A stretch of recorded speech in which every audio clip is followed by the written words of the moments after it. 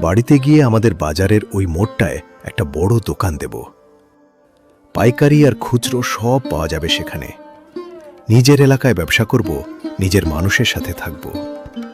পরবাসের এই যান্ত্রিক জীবন আর ভালো লাগছে না। আমি তো এটাই চেয়েছিলাম। টাকা পয়সা তো অনেক হলো, গ্রামের শান্তিতে ঘুমানোর ভাগ্য কি আর ওই শহরে হয়? নিজের দোকান হলে তুমিও স্বাধীন থাকবে। সারাদিন কাজ শেষে নিজের ঘরে ফিরে অন্তত একসাথে দুমুঠো ভাত তো খেতে পারবো। ঠিক বলেছ। নিজের মাটিতে ফেরার চেয়ে শান্তির আর কিছু নেই। কাল কি আমি গ্রামে আসব?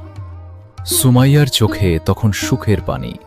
সে মনে মনে ভাবল, অবশেষে তাদের দুঃখের জীবনের অবসান হতে যাচ্ছে। এক শাখে থাকার আনন্দই যে আলাদা। পরের দিন সকালে মুছা দোকানে যায়। মহাজন সাহেব,